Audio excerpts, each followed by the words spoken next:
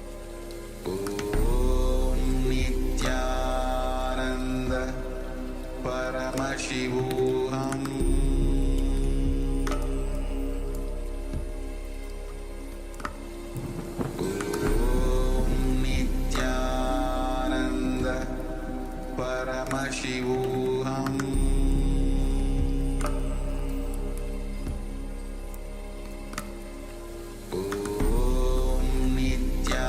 Nithyananda Paramashivoham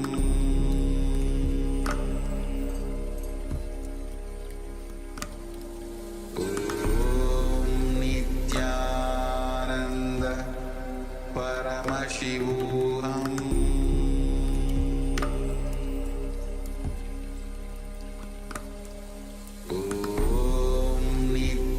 Nithyananda Paramashivoham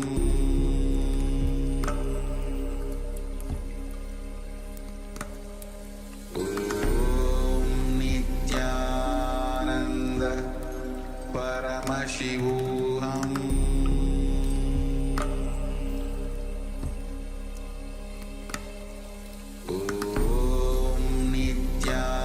Nithyananda Paramashivoham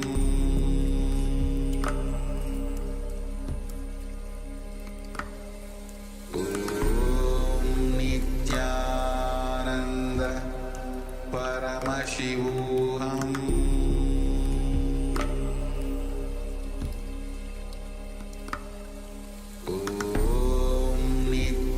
Nithyananda Paramashivoham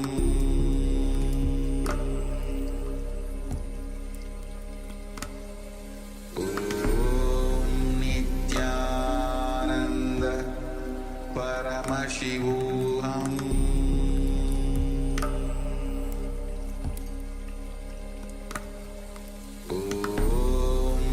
Nithyananda Paramashivoham Nithyananda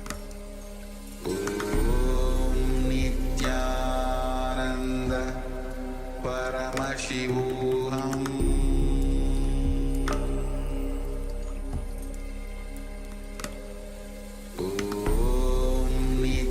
Nithyananda Paramashivoham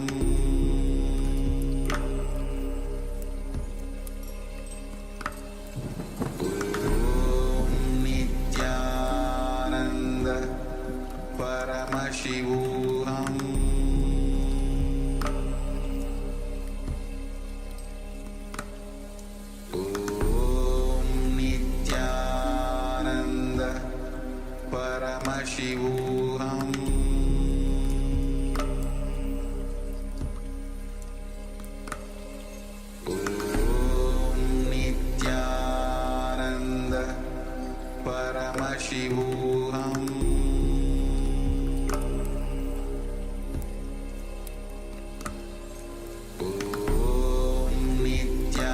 Nithyananda Paramashivoham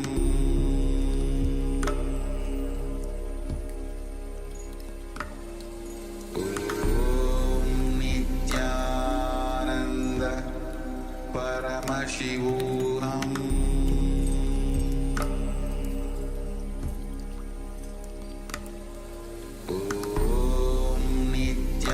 Nithyananda Paramashivoham